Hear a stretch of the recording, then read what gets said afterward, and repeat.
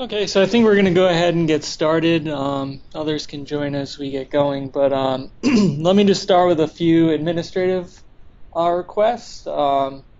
If you could, go ahead and mute your line. I think we have most people muted on our end, but just want to make sure there's no disruptions during the presentation. Also, just a heads up that we are recording this presentation and we'll make it available to everybody that's joined the call if you'd like to go back and reference. Throughout the presentation, if you'd like to ask a question, please do so. We encourage this to be as interactive as possible. You can do so by typing your question into the comments section, and that'll come up on our screen. We'll be able to filter that to the right person, right resource on the call to address your questions throughout, and then we'll open up the lines at the end of the call for a question and answers session. Again, the topic of today's presentation and webinar is data center energy procurement, important topic for today's world with the increasing size and density of data centers. So very happy to have you here. We've set this up so you can receive IEEE credit. If you're interested in that, please just email me. You can reach me at mcaldwell@albireoenergy.com. Just send me a note. I'll send you the survey and return that to IEEE for your certificate within 2 to 4 weeks. You should receive it. So with that, we're going to get started today. I'd like to introduce the panel. You've got myself and John in a conference room, and Yeet and Matt Wheatley remote. So go ahead and introduce us. Myself, my name is Matt Caldwell. I'm the Vice President of Data Centers here at Albireo Energy. I have about 15 years of data center experience. Most of that was in account management, managing government accounts for Schneider Electric, and most recently managing Hewlett-Packard for Siemens globally. Today I'm leading the data center initiative for Albireo Energy. Yeet Blut, CTO at EYP Mission Critical Facilities. Yeet has over 30 years of data center experience, most of those in electrical engineering roles, most recently at EYP, which became Hewlett-Packard, and back to being EYP as of about a year ago. Again, Yeet is the CTO and partner at EYP Mission Critical Facilities. Matt Wheatley, the Chief Revenue Officer at Albireo Energy Procurement. Matt has over 20 years of energy experience in strategy roles at Centric and Direct Energy. Today, Matt leads the energy procurement group here at Albireo Energy. Sorry about that, I couldn't read my own handwriting. And lastly, John Harnett, Senior Vice President of Energy Procurement here at Albireo with 20 years of energy experience, most of those in management roles at Enernoc and Constellation. Today, John is Senior Vice President of Energy Procurement. Matt and John both come to Albireo Energy from our recent Taylor Consulting acquisition.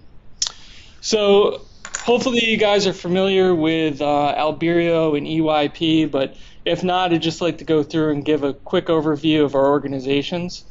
Albireo Energy is one of the largest vendor-agnostic providers of smart building solutions in the nation.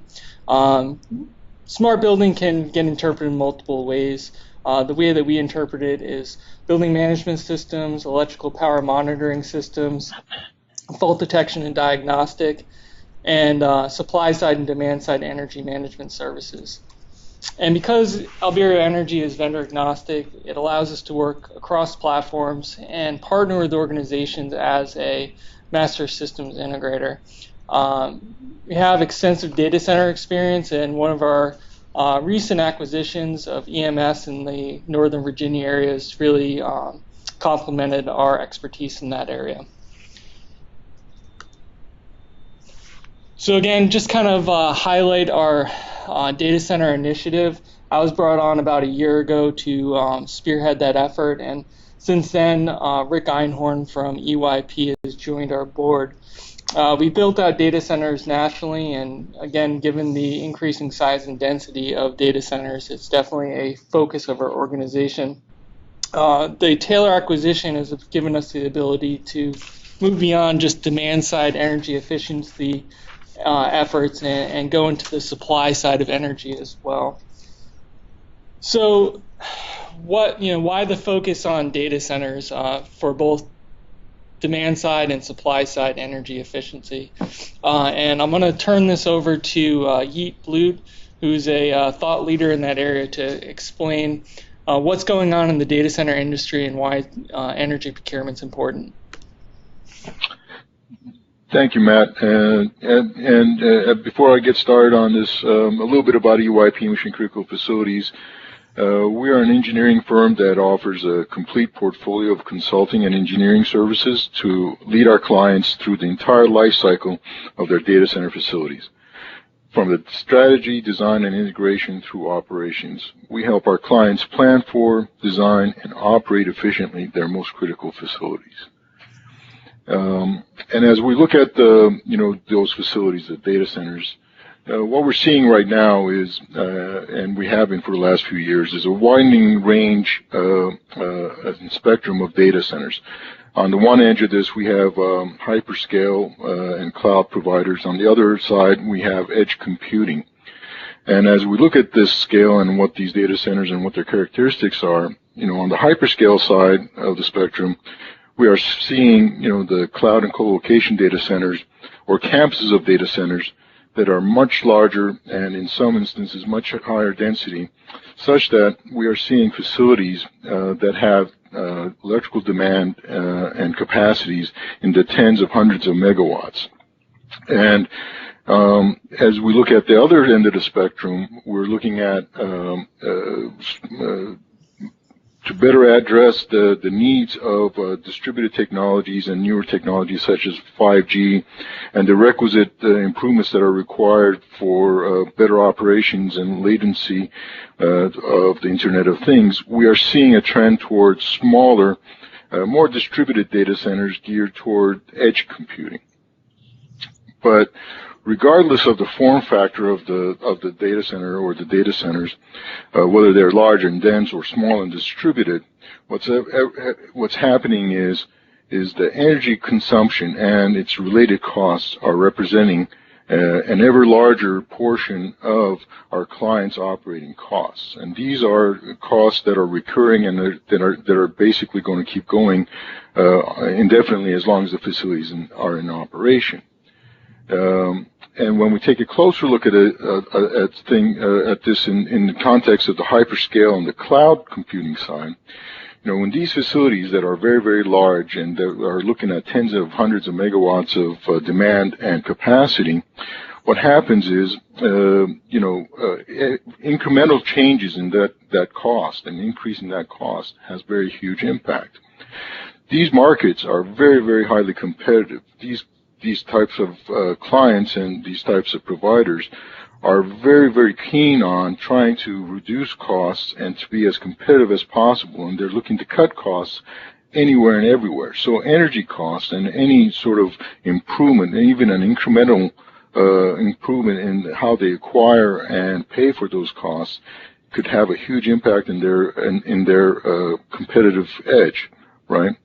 And further, at this scale, when we're looking at such large consumption and large demand, predictability becomes a very huge issue as well. Trying to predict your costs and looking forward and not being subject to,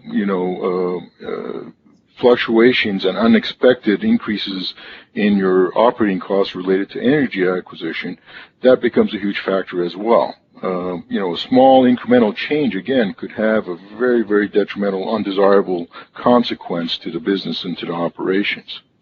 Not to forget about our edge computing side of things, the paradigm is a little bit different here. On most of the edge data centers and facilities are smaller and not necessarily as high in density, but one of the things that may be worthwhile looking at, depending on other constraints, might be to look at how you might be able to aggregate regional, smaller data centers, edge computing facilities within, let's say, a service territory or a region, and there might be some benefits at looking at, how those facilities acquire their energy to try and see if they can also gain some predictability and cost advantage in their businesses. But to take a closer look at this, I'd like to hand over the presentation at this point. Thanks, Yeet. And that was good perspective on the data center industry. So what I'd like to do is get a high level of the energy industry. Matt Wheatley, are you able to speak to that? I am. Can you hear me okay? Yep. Wonderful. Everyone, thank you so much for joining. As Matt mentioned, I've got about 15 years experience in the industry. Centric, the parent company I had worked for about 10 years, included brands like British Gas, hence the accent, as well as Direct Energy here in the US. So I've been based here in the US a number of years, and very happy that Taylor is now part of the Albireo family. In the same way that Albireo is vendor agnostic, Taylor is supply agnostic. Our whole goal is to help customers, whether they are small businesses or sophisticated industrials, have the right energy procurement strategy. So let's just talk about some of the backdrop to that and talk about how the demand side of the meter, both the demand and usage that you guys have for power in your data centers, has an impact to what happens on the supply side in terms of how much you need to bring from the grid. And just to kind of step back and add some context, a couple of trends, and I think all of you will be aware of, that really links these two in. The first is extreme weather. It's March, my home in Jersey, I continue to get pounded by snow. Just to give you a sense of the trend on that, a couple of things. First is a government department called NOAA tracks the amount of billion-dollar direct damage storms across the US. In 2018, there were 14 storms that each of them had a $1 billion or more direct damage impact to US infrastructure and economy. So why is that relevant to data centers, and why is that relevant to energy? Well, a couple of things. That average, is the new norm. In 2016, in 2017, and 2018, each of those past 3 years had double the long-term average amount of billion-dollar storms. So is that kind of new normal? And to illustrate how that impacts energy, well, in 2017, the average power duration that U.S. consumers experienced was 81 minutes, which was double the average in 2016, and that was double the year before that again. So you can see an increasing infrastructure and grid under pressure from extreme weather, resulting in kind of longer failures. All of us on the phone understand that a power outage, isn't even the worst case that can happen to a data center. All of you guys have got N+1, N+2, up to N+4 backups and, on-site generation to insulate and protect you, to have that ability to get into island mode and protect you from that where possible. But those average that I mentioned, they don't even include the instances of, voltage surges and sags on the line, which can have, when that power quality changes, can have just as much kind of impact on your site. So how does that backdrop tie these two together? Well, the first is on the left-hand side. You are rightly prioritizing your operational needs. If you feel like you need to take your N+1 redundancy of on-site power up to the next level, that has a cost. That creates new assets on your books and gives you kind of new capex as well as opex that you have to kind of take care of in order to kind of literally weather the storm. The good news on that is that need not just be a capital expense. In fact, you can look at not just energy cost reduction, but actually energy market income from those assets, depending on how you choose to use that. Similarly, on the supply side is, once you've kind of set what your demand is and how you would choose to change and grow any assets on the demand side of the meter, on the supply side, we have to make sure that if you have flexibility, if you have assets, if you have insulation, that any benefit from that can be reaped by you rather than your supplier. And what I mean by that is, and John will take you through a deep dive on this, there might be certain products that the suppliers of electric and the suppliers of natural gas will keep the benefit of, and others they will pass through to you much, much quicker. And that in turn can therefore quickly reduce OPEX, which in turn creates you a business case, which in turn means that you can have more assets. So you can start to see this virtuous circle between demand side and supply side, where both the business physicality of the operations as well as the supply side contracts are reacting to that, that new paradigm. And John's going to kind of take us through the supply side in more detail to explain why that's important. So this is the kind of bit of a scene set. If I said anything in there that didn't make sense around terms, we will address it.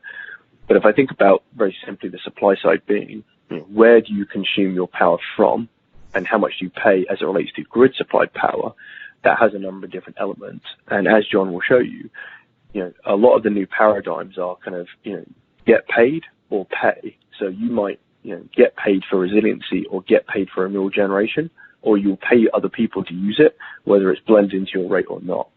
And as those kind of items change, and as we see those trends, more and more that procurement strategy becomes pretty key to manage your budget. So just as a level set there, I'm going to pass over to John, who's going to kind of start to really kind of unpick gently some of these topics within that supply side of the meter. So John, over to you. Thank you, Matt, and pleasure to have the opportunity to speak with everyone today. At a high level, these are the topics that we'll cover. Some of these have some very intricate detail, get really into the weeds of the product, and others are very sort of fundamental 101 high level. But the real goal that I'm going to try and cover here is to provide enough education to help each of you become proactive in how you look at energy procurement and supply opportunities and less reactive. So we'll go through just a very high level, the energy deregulated markets, the players in those markets, the factors that drive the market and the choices that exist, then kind of rope back in how we get to the demand side part of this. We'll explain a little bit of how Taylor helps in this process, and then we'll help define some next steps.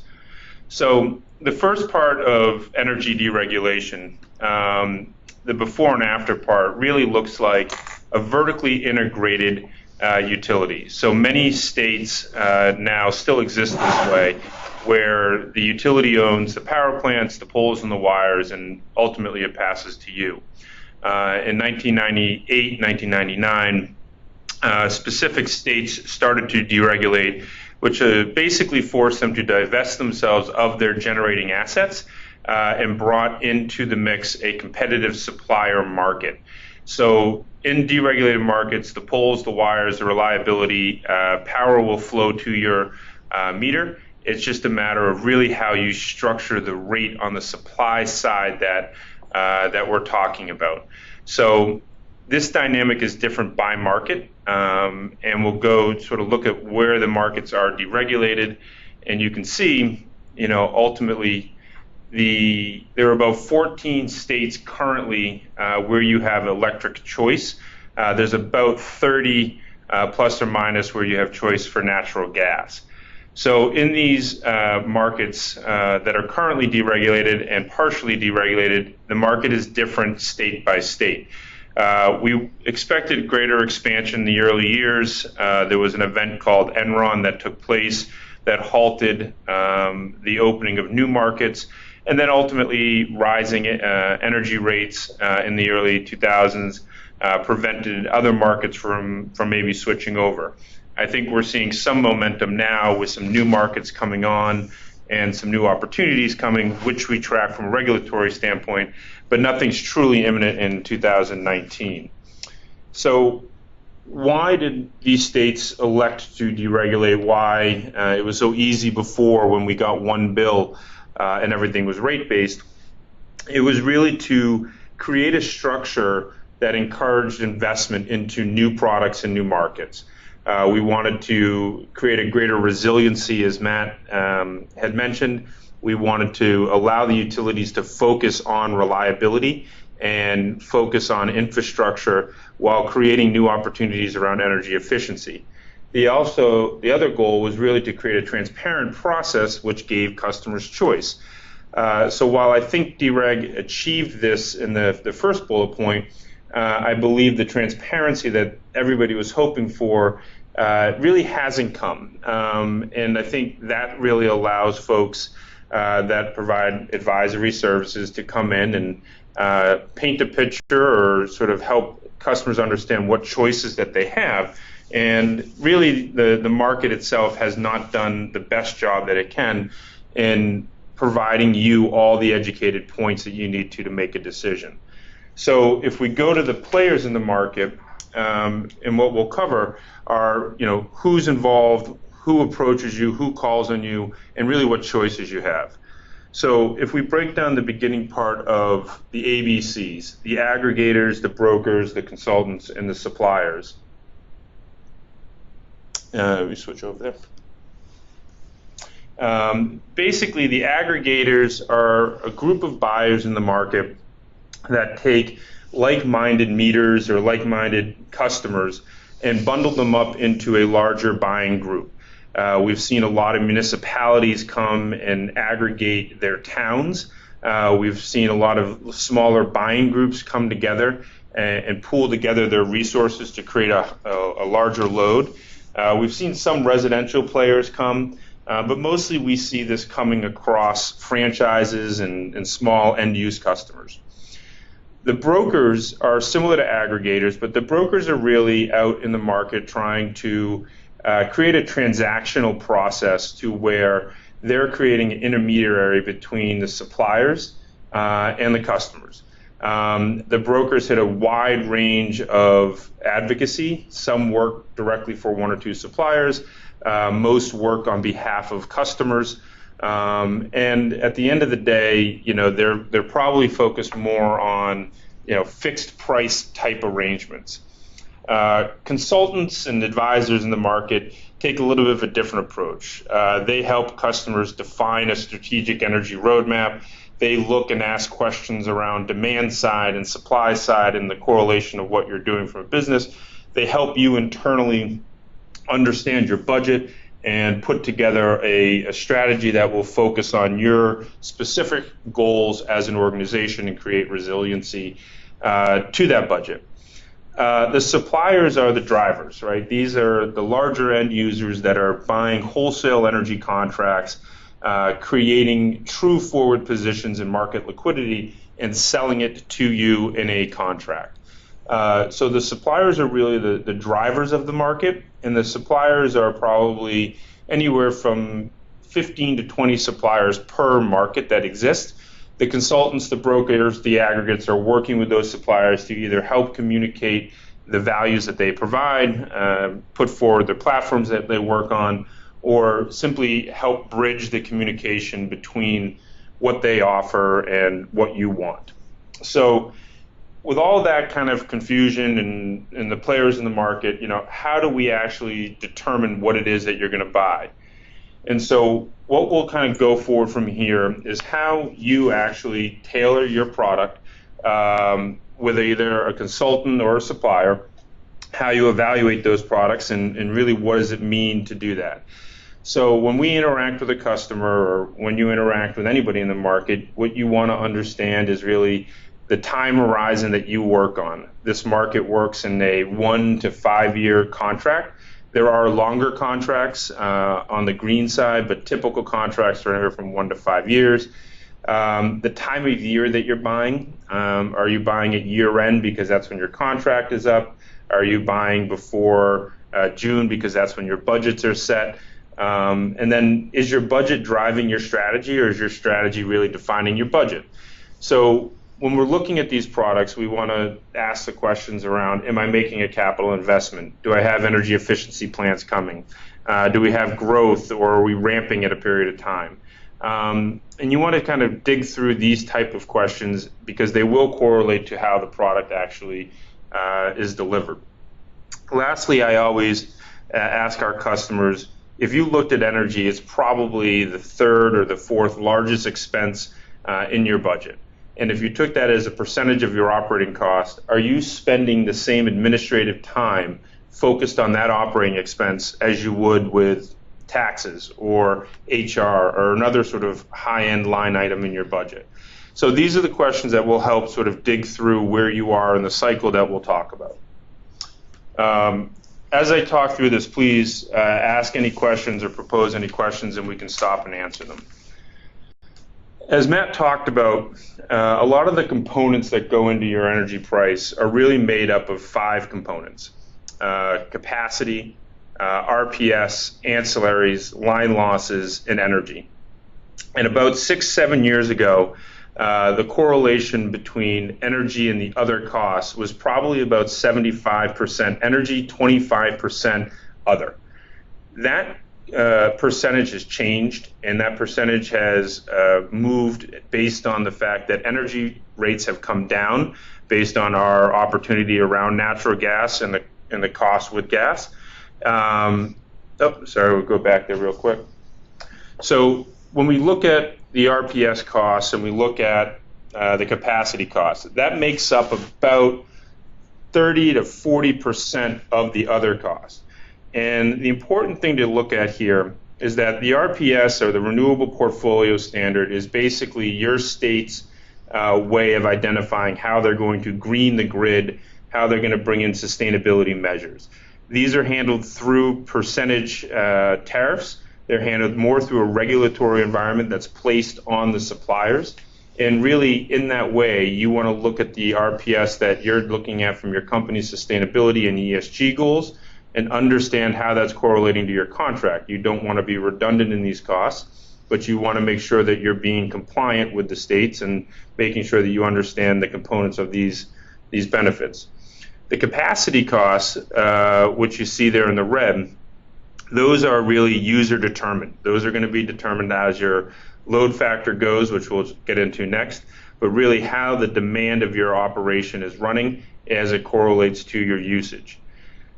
As we go down through energy, that's obviously a market variable. That's actually a cost that is moving every single day, and we'll dig into further. But these are the 3 main components of your energy rate that you're going to see. We'll break these down and we'll understand these through a bid process. And as we do that, there'll be a lot more questions and details that come up.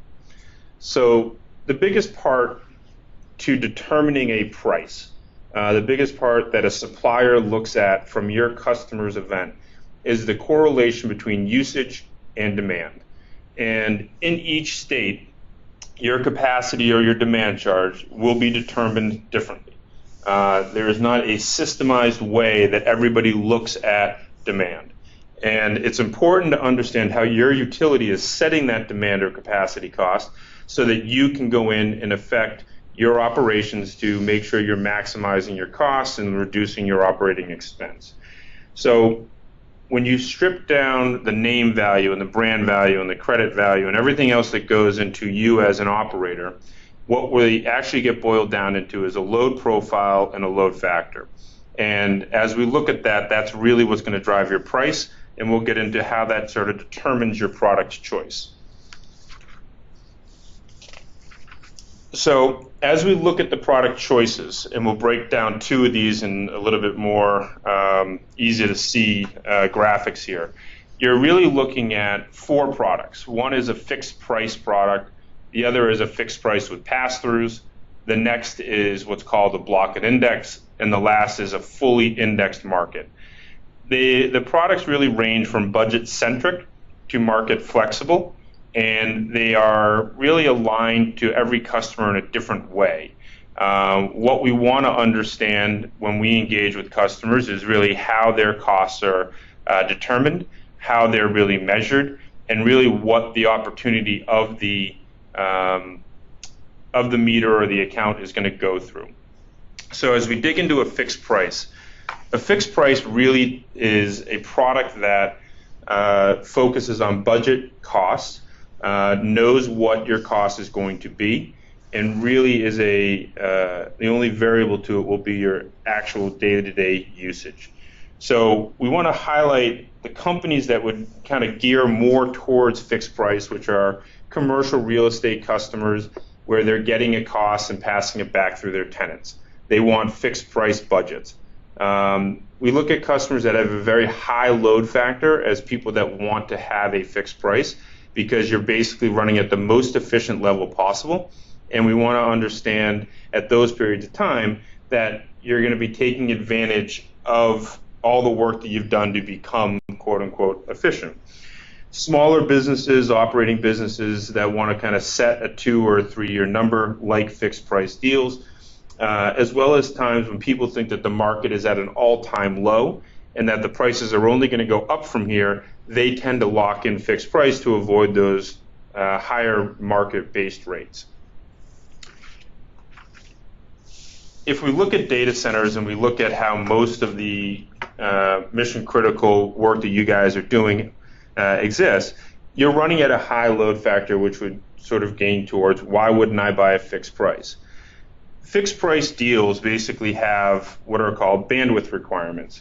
They have concerns around usage. If you want to add load in the future, or if you're subject to losing large blocks of load, you basically could put yourself in penalty of your contract. So the larger the customers, like data centers are, the more dense they operate at, we tend to move more towards block and index contracts. The idea between a block and index is really to look at dollar cost averaging over a period of time where you're buying positions and you're adding in those energy costs. And over time, you're sort of stacking those different buys to meet what your usage may look like. And so the block and index kind of takes that approach of buying over time, building in a weighted average cost. You might buy more in the winter time if you're in the Northeast to avoid higher costs. You may buy a little bit more in the summertime when your operation is running a little bit higher in terms of its usage. Or you may float more in the shoulder months where prices are a little bit less. So the block and index gives you flexibility around usage. It gives you a longer term view to the market, and ultimately it puts you in a position where you're looking for partners in terms of how to understand different ways to mitigate your risk. So I've actually talked a lot at this level. Stop and pause to see if there are any questions that have kind of been submitted, or if people have anything that they want to dig into before we move to the next level. If you have any questions, please feel free to type those in the comments section, but nothing's there quite yet, so I think we can move on. Great. So how we got here, what the products are, how the products are, maintained in the market. Those are the things that we'll kind of walk through in a process. The factors that drive the price, the factors that make it, is this now the right time? That blue piece, or that variable piece, the supply side market factors that we kind of read about. We'll dig into that and kind of talk through how that happens. So taking a short and a long-term view, I'm going to ask Matt to kind of walk through the position here as to the effects of the natural gas market. Yeah, thank you very much, John. One of the topics that you end up weaving together when you talk about electric and what's happening or might happen to electric prices is to touch on natural gas, partly because it's the second biggest utility cost, but also just as importantly, natural gas is often the fuel driver in electric pricing anyway. And there's really kind of two things. The first thing we say is a lot of customers we speak to will reference Henry Hub NYMEX spot settlements as the most kind of visible reference point to natural gas. And they'll use this as a bellwether for if they kind of bought well or they bought badly. And they'll also look at it as a chance to, is this telling me to buy now, or is the market saying I can wait? What we often say is that your spot settlement of your reference price of a natural gas commodity is what it sounds like, which is if you purchase nothing in advance and you just took the market price in that given month. And for obvious reasons, that's typically not how we advise anyone to buy. What we tend to do is to say, look, if you look at how much you'll pay for a next year out, or in kind of gas trading terms, a 12-month strip, what does that look like? And the buying signals are much more important to read there. And the reason is because we've seen some really kind of strange behavior where you've had, just up until Christmas, you had, prompt gas, driving well above the $4 range. And then, after that kind of winter fear is kind of taken off the table and, milder, Jan and February came about, we saw it plunge back under $3. That said, no one should think about, walking into a winter mitigated. And therefore, one of the things we talk about is not just thinking about when you buy, as John has been talking about. It's which signals should you use to buy. That's really as much I wanted to kind of touch on this point. So I think the graphs that you just saw are more market-based graphs, right? They're the things that you would correlate with energy trading and different financial markets and real-time rates and spot market type of news, right? We look at short-term and medium and long-term news. Those are the types of information that we are digesting, putting together in recommendations when we look at these type of products. The one market movement that we watch very closely is what is called the EIA pipeline report, which comes out every Thursday in the market. And so for basically October to April, it's what's called injection season, and from May to September, it's called extraction season. And when we look, or excuse me, the October through April is extraction and May through September is injection. But when we look at the market, really what they try and do is look at the pipeline of natural gas and what's available in the market and basically say, are we at that 5-year average? Are we above or are we at below? And so to Matt's earlier points, when we looked at the winter season, there was this call for a very cold winter, and when there was a call for what was happening with our natural gas stocks. And what you can see here in this slide is that that blue line is well below that 5-year average. And so that blue line being below that average, heading into a cold winter, people will speculate and say the market's going to go up, so prices go up. But then all of a sudden, as the reports come out each week and we see a larger or a less gas extracted than expected, we see the market sort of correlate and come back to normal. So this is a weekly report that we follow that does drive the market, that is a strong indicator of the short-term type of opportunities that we look at. Taking that to Matt's point and looking at the forward markets, you know, we want to convert electricity into, gas into electricity. And as we start to look at that as that main index to our costs, we start to look at forward market rates. So we look at year over year, and you can see here that a 2019 number is well above a 2020, which is roughly even with 2021, but then ultimately 2022 is far less. So that far right sort of line and where those gaps are. All that really means is that when we go out to bid and we look at opportunities for our customers, we're able to buy contracts in that third year or 3-year deal that would be less than the front year. And when we look at our costs and we look at evaluations, we're constantly looking at the value gained in year one by going longer, and do we think we can buy it cheaper in the future? So when you look at fixed price deals, as we mentioned, you know, people tend to go a little bit longer, and you're weighting these three curves together to get a rate. When you look at a block and index, it's someone like us that looks at a price signal that says, now is a good time to layer in something for 2021, which really builds in a consistency or sort of buying signals overall.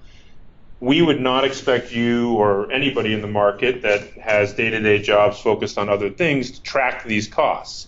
That's exactly why someone like Taylor exists in the market, to look at this every single day and to make sure that future rates are being captured as we can and taking advantage of markets as they come about.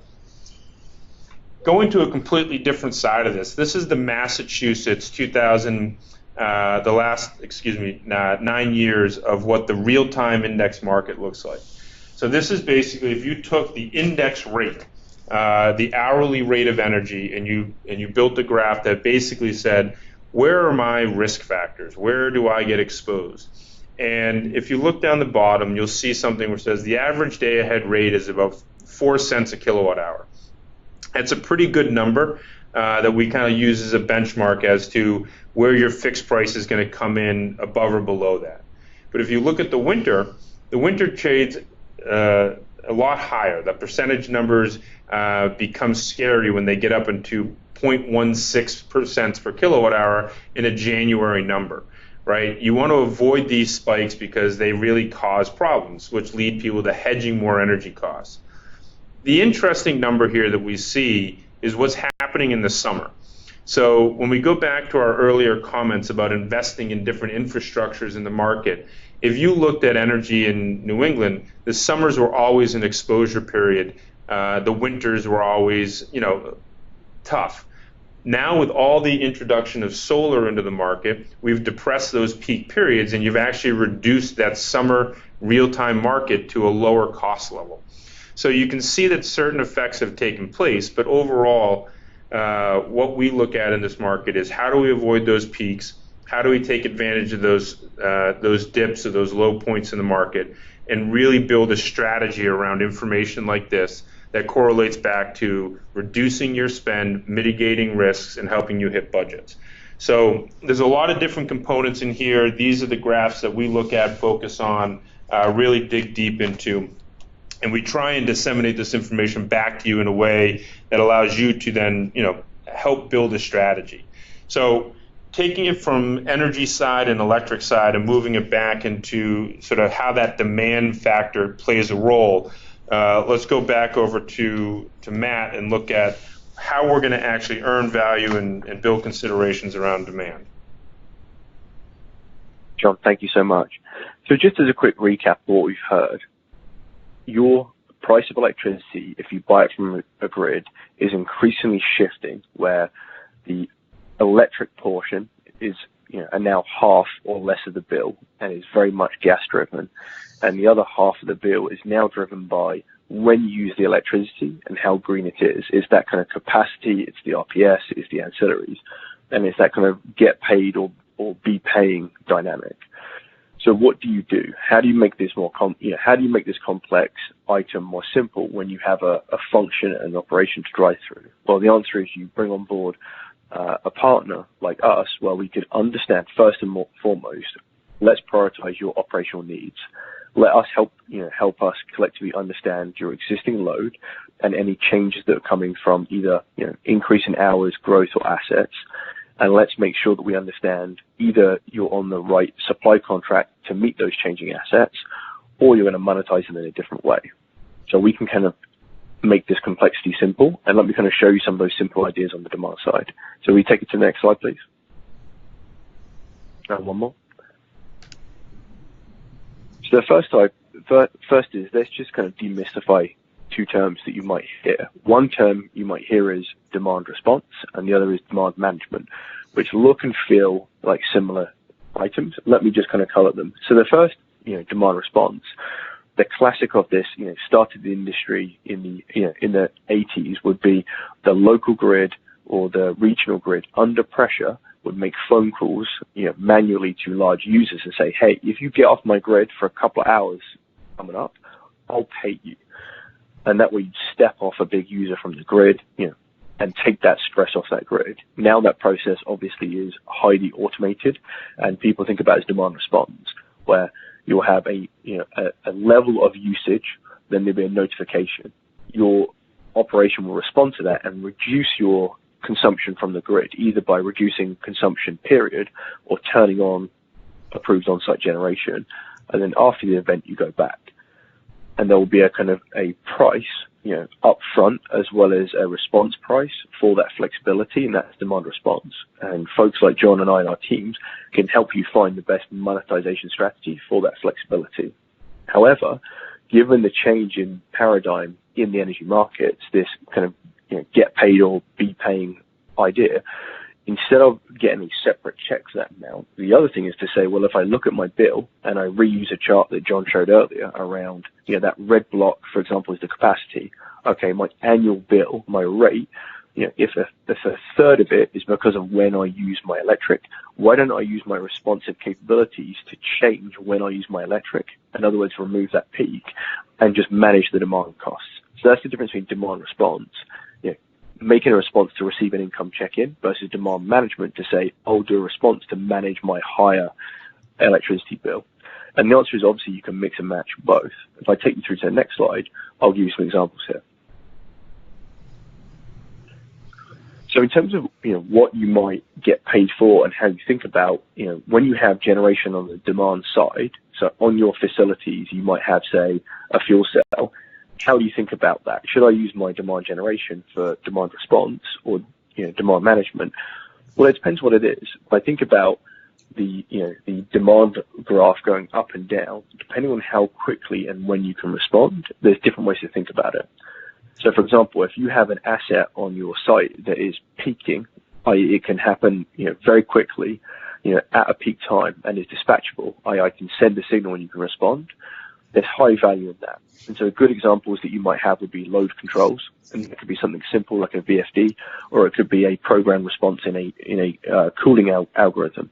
It might be as simple as energy storage. You guys might have already invested in electric battery storage for resiliency purposes that actually has has a market capability for which there is value. And it could even be good old-fashioned recip engine, diesels or natural gas to act as a backup generation. You also might have non-dispatchable generation on site, so renewables, which are, in other words, generation we know that can come on, but we can't turn the on and off switch. It happens when the wind blows or the sun shines. And then lastly, there's that base load capability. Those are assets that, because of the way they are designed, tend to run all the time. So if you guys were invested in a Doosan or a Bloom fuel cell, you're probably programming this to be, 96%, net hours runtime, after kind of maintenance and planned outages. Similarly with cogen, and also, believe it or not, even in energy markets, you can get paid for energy efficiency. So if you're doing a lighting project, if you're doing kind of a permanent energy efficiency, as well as getting those utility rebates in many markets, and especially in, for example, New England, you can actually get paid from the grid, for that base load reduction, for the initial year period. So lots of kind of assets that you might have that have different categories, we can then help you say, should I use those to make cheap power and make that, make or pay type discussion? Should I use it to, create an energy or a flexibility that I can get a check in the door from and actually look like a hero because I'm getting inbound money as an operational department? Or should I use it to manage down a supply contract, and it's a supply contract that has the features built into it that allows that? So those are the kind of the aspects that we can think about as it relates to, weaving together that supply and demand side. Lastly, as shown on the screen, there's tariff review. So even after I've done all that, there's a couple of things around this. Your utility, and this is the distribution company that controls the wires and the meters to your facility, they will have you on a certain tariff. So they might think of you as a high voltage, high tension customer, and that's a certain code. They might think of you as a couple of your meters as, on a demand meter or on other ones. As you evolve and change the load, it's important to always kind of have someone that can check your tariffs and make sure that those tariff-driven charges are appropriate. So, if there are changes in your, receipt voltage, in your meter type, or if you're changing levels of generation, having someone go through and routinely audit, not just for mistakes, but for business changes to make sure you're continually on the best matching rate tariff, even on the distribution side, is key, even after you've monetized on the supply side. So another kind of very key point. And then lastly, if I kind of move on to the next slide, there are ways of saying, well, let's come full circle. I've just heard that if I do physical changes, it benefits my supply rate as well as my distribution rate. How might I think about targeting those, and how might I think about implementing those? I'm going to hand it back to Matt from our Albireo broader team to talk about that. Thanks, Matt. And I really think it's important to understand that we're looking at this from a holistic perspective, right? So if you're looking at both the supply side and the demand side of the equation, you want to reduce how much you're paying for energy, but you also want to decrease your overall energy usage. So by looking at both sides of the equation, you can take a top-down approach to looking at the utility bills, looking at those facilities, identifying the ones that may most benefit from doing an energy audit throughout a data center, and then taking that information and looking at it from the perspective of where can I get the most rebates and incentives. So where it may have been projects that you've already looked at that have a 5-year payback, if it's in an area with local rebates and incentives, that could bring it down to 2.5 or 3 years. So really it's the idea of taking a holistic viewpoint of an enterprise, looking at the locations that have the best bang for the buck, and then ranking those and going through. Once that's achieved and we've identified sites that we want to do a deep dive in, Albireo Energy and EYP have come up with an innovative approach to data center assessments. So EYP has been doing data center assessments for decades, and we've combined their experience within the data center space with our fault detection and diagnostics, which is a rules-based analytics tool going through the BMS to do analytics across a period of time and identify things that maybe just going in and doing a spot check in a data center might not have uncovered. So really it's this collaborative approach, utilizing that high-level utility bill and energy spend data to identify the sites, and then digging in to see where there's energy conservation measures that meet the client's ROI criteria and going in and implementing those. If you want more information on that, we did a deep dive into the demand side of the energy equation on December 7th of last year. You can find that on YouTube. Anybody that's attended this webinar, on the follow-up, we'll send a link to it. It's under Energy Services for Mission Critical Facilities.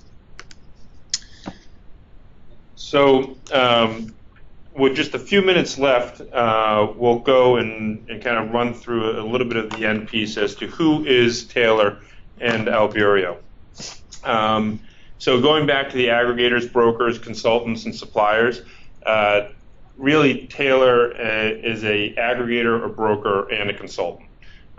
We are focused on helping our customers define everything that we just talked about, helping you build a strategy around it. And there are a lot of different values that customers place on the work that we provide. But really when you boil it down into where our key value is really giving you time efficiency to run your business as you do. We're giving you the peace of mind to ensure that you're protected and you're going to achieve operational excellence on all of your utility strategies. And we're going to do that by going through a process that's a rigid process from us to suppliers, but very easy to ingest on your side. And that process really is helping you diligence strategy, defining objectives, defining risks, really building top-down what your opportunity is and building that roadmap. From there, we're going to build context around market timing, your intentions, and then we're going to put together a diligence packet that allows you to look back on this and understand why you made the decisions that you did, why you're in a contract for 2 years, not one, why you bought a 2-year deal, not a 3-year deal, but really help you establish that market timing, that cadence, and that review that really needs to happen. From that buying process and really getting into, once you're into a contract that we help negotiate, we're then looking at qualitative and quantitative analysis of that decision.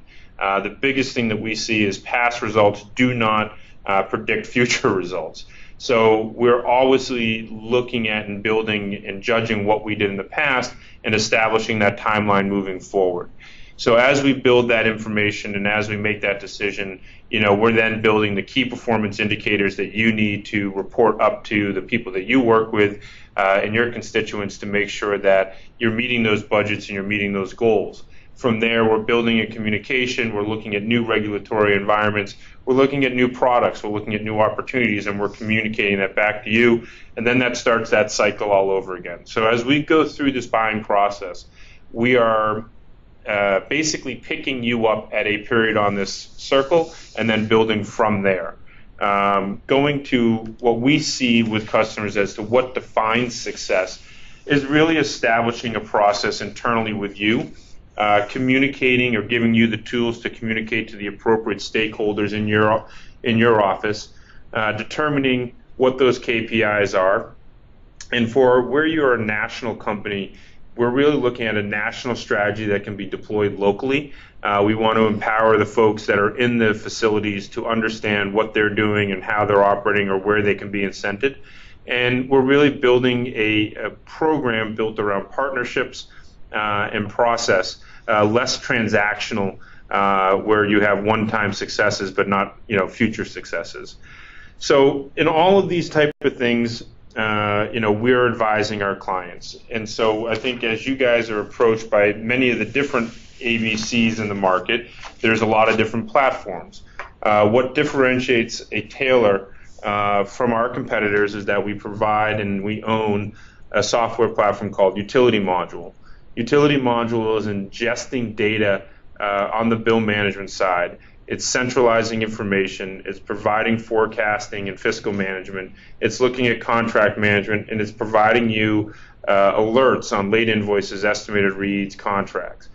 This program is a platform that takes the information that we hold true, and we also, on the back end, allow the suppliers to go out and bid on that information. So when we're looking at this whole process, this is something that provides a redundancy to the key relationships that you have so that your information is always stored in a central location with full transparency and everything that we really want to achieve for you so that you can have a good story to tell internally here.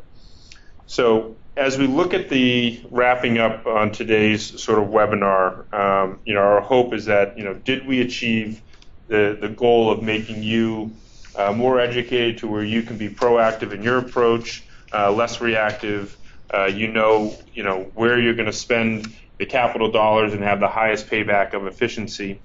And so I'll leave a little bit of time here just for some questions and Matt to wrap up. But from at least myself, thank you for your attention and participation today. Thanks, everybody. We're coming right up at the top of the hour, but I think I was able to unmute everybody's line if you have any questions. As John mentioned, we're trying to educate you on the process. It's pretty complicated and a lot to digest. But Ben, are you still on the line? Yes, I am. So we've been talking to Ben for the last couple of weeks, and I'd just like to give you a minute, Ben, if you don't mind, to give your perspective on this process and what are you guys doing for Christmas? Yeah, so speaking to my data center brethren on the call here, since 2007 when the Green Grid came out with PUE, we've all been beaten about the head and shoulders to reduce our demand side, to be more energy efficient. And there's just a wealth of resources out there, white papers, case studies, all kinds of methods ever since then. So we've got tons of material. But when you go over to the supply side and try to find ways to better manage your energy costs and your procurement strategy, there's stuff out there, but it's just incredibly confusing. So what we started doing, and again, I've got 57 data centers and my energy budget's over $100 million, so we're a lot of incentive to spend some time on this. We started going out there and finding third-party people to help educate us, and unfortunately we mostly landed with aggregators and brokers who are more interested in locking up our energy into contracts and less interested in educating us, though we learned a little bit in the process. And it wasn't until we ran into a consultant like Albireo and Taylor who really spent a lot of time teaching us, and I want to say over the last 2-3 months we've come a long way and we're much smarter in this than we were. So one, it's an unsolicited plug for Albireo Taylor. They've really spent a lot of time with us and we've gotten a lot smarter on, so thank you very much to them. But more to my data center brethren, as you go into this and you go out into the market, into the third party market looking for help, try to figure out whether you're with an aggregator or a broker, and make sure that you're with a consultant, because those are the guys going to take the time to really educate you and help understand what it is you need to do and what you should be doing, not just we need to get you into this contract. So that's all I've got to say, Matt. That's fantastic. Thanks, Ben. Greatly appreciate the plug there. Everybody else here, your line should be open, so if you have a question, please feel free to chime in. I know we're coming right up at the top of the hour here. Give it a couple seconds. Okay, so I think because we're right up at the top of the hour, we are going to end it with Ben's thoughts. Appreciate that again. John Harnett and myself, we're going to be at Data Center World in Phoenix in a couple of weeks. So if you're going to be there and you'd like to speak with us, more than happy to sit down for a cup of coffee or a drink while we're out there in Phoenix. And again, as I mentioned at the top of the call, if you're looking for IEEE credits, please just send me an email and I'll send you the survey and we can get that set up for you. So with that, thanks to the presenters. Thanks for everybody for joining the call, and you'll be receiving a follow-up email with a recording for this if you want to go back and listen to any of the parts over again. So thanks, everybody, and look forward to seeing you on a future webinar. Thank you.